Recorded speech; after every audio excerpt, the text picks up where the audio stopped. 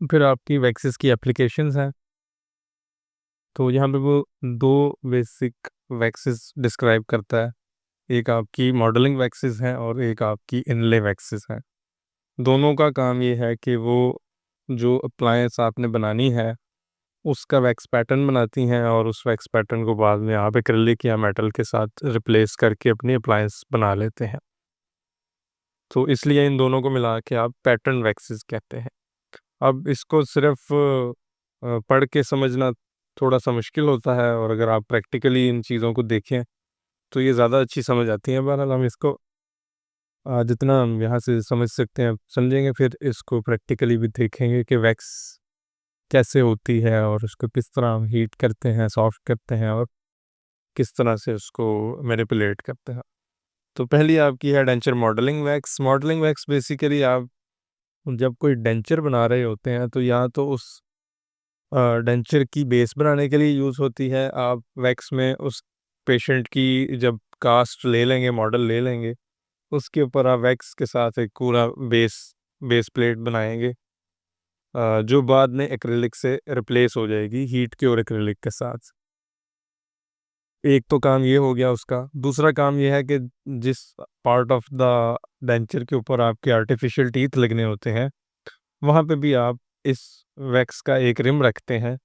और उसको आप इंट्राओरली लगाते हैं और उस रिम की थिकनेस और उस रिम की हाइट वगैरह एडजस्ट कर लेते हैं, और फिर उस रिम के ऊपर अपने दांत सेट करते हैं जो आर्टिफिशियल टीथ होते हैं। और इवेंचुअली फिर ये भी लॉस्ट वैक्स टेक्निक से जो आपकी मॉडलिंग वैक्स होगी ये मेल्ट हो जाएगी और इसकी जगह पे एक्रिलिक आ जाएगा और उस एक्रिलिक के अंदर आपके आर्टिफिशियल टीथ सेट हो जाएंगे। अब जैसे यहाँ पिक्चर उसने दिखाई हुई है, तो ये उसने अपर लोअर मॉडल को आर्टिकुलेट किया हुआ है, और जो आपको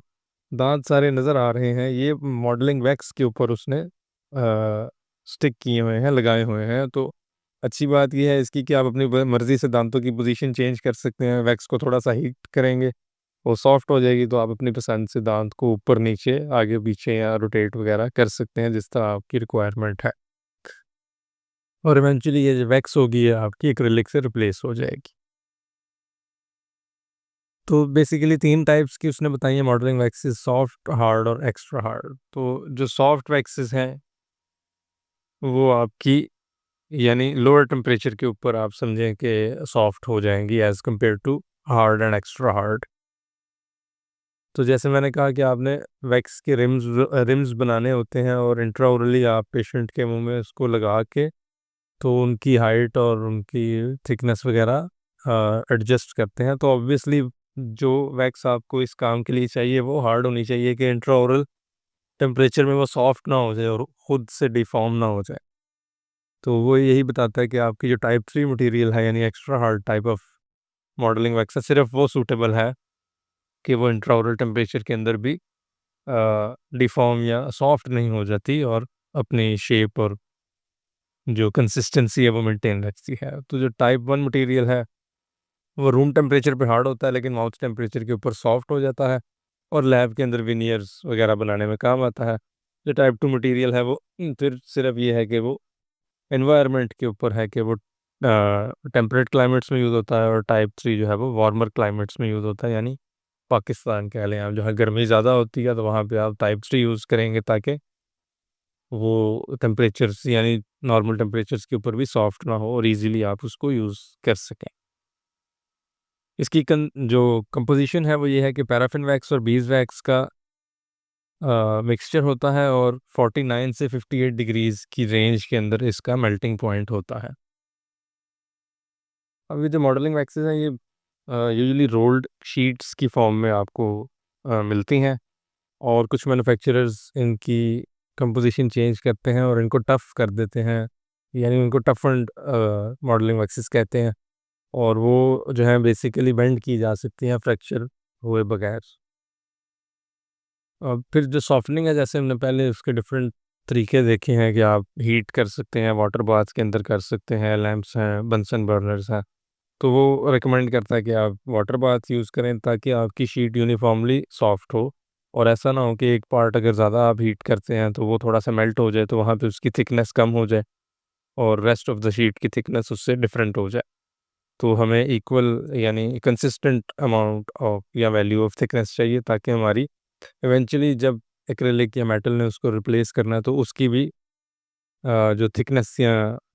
कंसिस्टेंसी है वो उसके अकॉर्डिंग ही होगी, वैक्स पैटर्न के अकॉर्डिंग। फिर वो एक और इम्पॉर्टेंट चीज़ बताता है कि अगर आप फॉर एग्जांपल डेंचर बना रहे हैं और आपने नीचे जो बेस प्लेट बननी है इवेंचुअली वो भी वैक्स के अंदर बनाई है और उसके ऊपर रिम्स भी वैक्स के अंदर बनाए हैं, और अब आप ऊपर वाले रिम के ऊपर दांत सेट कर रहे हैं उस वैक्स को सॉफ्ट करके, तो there is always a chance कि आप ऊपर वाली वैक्स को जब आप सॉफ्ट कर रहे हैं हीट करके, तो जो नीचे बेस प्लेट बनी हुई है वो भी क्योंकि वैक्स किया तो वो भी डिस्टॉर्ट हो सकती है, उसकी भी डायमेंशन में चेंजेस आ सकती हैं, वो थोड़ी सी सॉफ्ट होकर डिफॉर्म हो सकती है या इवन मेल्ट होकर उसकी थिकनेस कम हो सकती है। तो उसके लिए वो कहता है कि आपके पास दूसरे कुछ मटेरियल्स अवेलेबल हैं, जैसे शिलैक है जो वैक्स लाइक रेजिन है, जो कि माउथ टेम्परेचर पे ज़्यादा स्टेबल होती है, और आप यानी ऊपर जो रिम होगा वैक्स का, मॉडलिंग वैक्स का, उसको जब मैनिपुलेट कर रहे हैं तो वो नीचे वाली जो बेस होगी शिलैक की वो इटसेल्फ डिस्टॉर्ट नहीं होगी। तो इस तरह उसने मॉडलिंग वैक्सेस के डिफरेंट यूजेस बताए हुए हैं। अब ये सारे डिटेल में करना ज़रूरी नहीं है, जितनी हमने पढ़ ली है बस इतनी ही डिटेल ज़रूरी है। इसके बाद है आपकी इनले वैक्स। इनले वैक्स जो है वो इनलेज या क्राउन्स कह लें, या आप कास्ट पोस्ट्स उसने लिखा हुआ है। कास्ट पोस्ट्स ये होंगी कि कास्ट मेटल की एक एक पोस्ट कह लें आप, या एक मतलब कॉन्सेप्ट उसका यह है कि जब आप एक दांत की एंडो पोस्ट कर देते हैं, सॉरी रूट कैनाल कर देते हैं, यानी आपने उसकी जो रूट के अंदर पल्प है वो रिमूव कर दिया सारा, और ऊपर उसके अब आप फिलिंग करना चाहते हैं या कोई क्राउन देना चाहते हैं और ऊपर कुछ मटेरियल कम है, तो आप उसकी रूट कैनाल के अंदर एक मेटल का या फाइबर का एक पीस लगा देते हैं, जो अंदर एंगेज हो जाता है उसकी रूट के साथ डेंटिन में, और उसके ऊपर आप बिल्डअप करते हैं दांत का, तो वो थोड़ा सा स्टेबल रहता है, तो उसको कास्ट पोस्ट कहते हैं, कास्ट मेटल की पोस्ट बनी होगी। तो वो बेसिकली आपकी उसका इम्प्रेशन लेके, यानी उसके ऊपर आप अपना क्राउन जो है वो बनाएंगे, या जो भी आप ब्रिज बना रहे हैं या इनले ऑनले जो भी बना रहे हैं, रेस्टोरेशन है, वो उसका जब पैटर्न बनाना होता है वो आप इनले वैक्सेस के साथ बनाते हैं। तो ये आप दो तरह से बना सकते हैं। एक, जैसे हमने पहले पढ़ा चैप्टर के शुरू में, direct pattern wax pattern technique होगी, और एक आपकी इनडायरेक्ट वैक्स पैटर्न टेक्निक होगी। डायरेक्ट में आप ये करेंगे कि वैक्स को, इनले वैक्स को सॉफ्ट करके, जब आपने दांत की प्रिपरेशन कर ली हुई है, जो भी कटिंग वगैरह करनी है वो कर ली है, तो आप उसके ऊपर इस वैक्स को सॉफ्ट करके प्लेस कर देंगे